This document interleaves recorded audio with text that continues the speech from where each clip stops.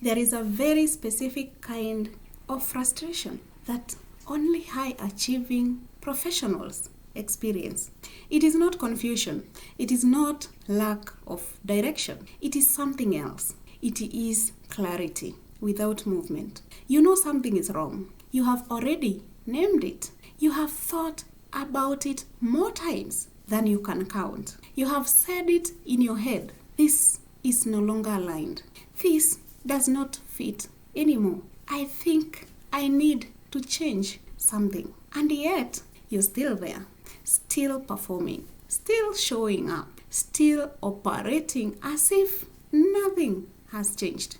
And that creates a question that can feel uncomfortable to sit with. If I already know, why am I still here? Let's anchor something important first. High achieving corporate women, they do not burn out because they are weak. They burn out because they are misaligned. But here is the deeper truth. Misalignment does not keep you stuck. Unresolved alignment keeps you there. Let's slow this down. Because this is where many women begin to judge themselves. They think, maybe I am afraid. Maybe I am overthinking. Maybe I am not as ready as I thought. But often, that is not the full picture. The real reason you're still there is not because you do not know what is wrong. It is because something about staying still makes sense to you, even if it is uncomfortable, even if it is no longer aligned. And until that reason is understood, you will continue to stay. Let's go deeper. There are 4 quiet reasons high achieving women remain in misaligned roles, even after they are clear. The first is functional comfort, not emotional comfort, functional comfort. You know how to operate there. You know what is expected. You know how to perform at a high level. You know how to succeed in this environment. And that creates a sense of control. Even if the role no longer aligns, if it is predictable, even if the role no longer aligns, it is predictable. And predictability feels safe. The second reason is identity continuity. This role represents a version of you that has been successful, capable, respected, recognized, and living it feels like disrupting that identity. Not just changing jobs, but changing how you see yourself. And that is not a small shift.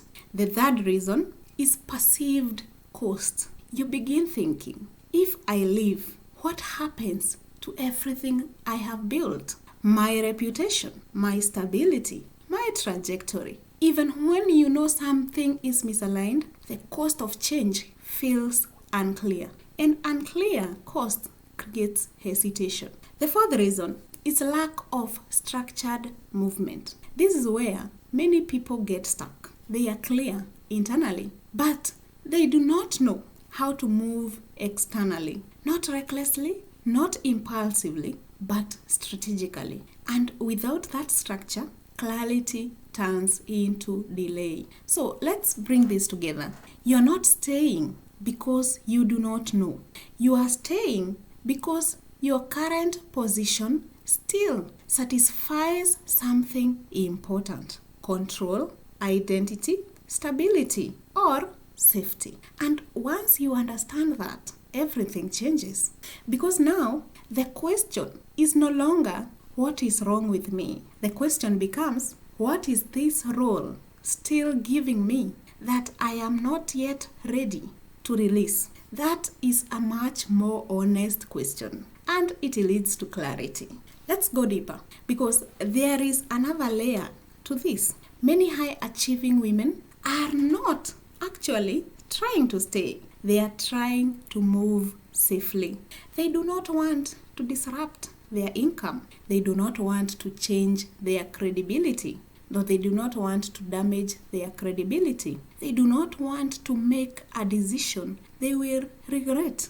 So they wait. Not out of laziness, but out of caution.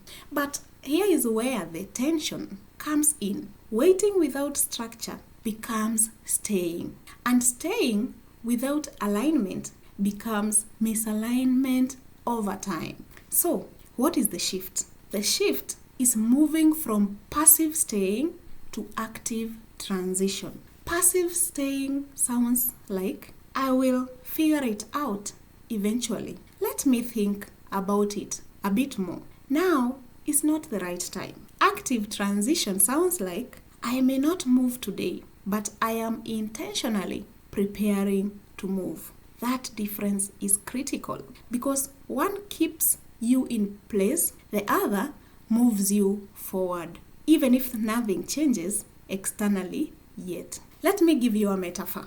Imagine standing at the edge of a new path. You can see where it leads. You know your current path no longer fits, but you hesitate. So instead of stepping forward, you stand still. Standing still feels safe, but over time, it becomes exhausting because internally you have already moved, but externally you have not. That is the tension you are feeling. Now, let's connect this to identity again because this is where the real shift happens. You do not move because you are clear. You move because you have become someone who can act on that clarity. And right now, your awareness is ahead of your behavior. Closing that gap requires identity alignment. It requires allowing your decisions to reflect who you are becoming, not who you used to be. And that does not happen all at once. It starts with small shifts. You begin questioning what you tolerate. You begin exploring what aligns. You begin making decisions that reflect your new identity, even in small ways. And over time, those small shifts create movement. This is why the RTS method is structured the way it is. Realign, transition, sustain. Realign gives you clarity, but more importantly, it aligns your identity.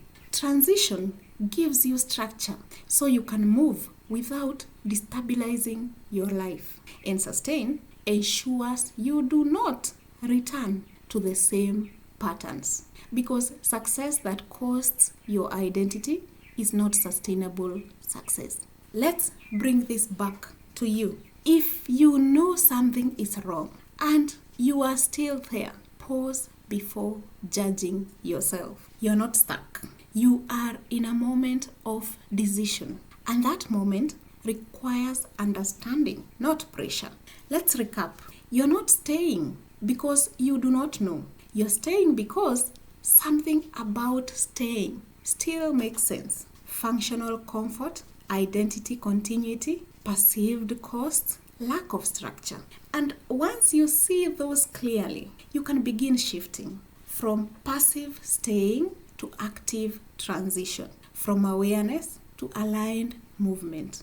In the next video, we are going deeper into something most people do not talk about, the emotional cost of staying stable, because stability is not always neutral. Sometimes it is expensive. I will see you on the next one.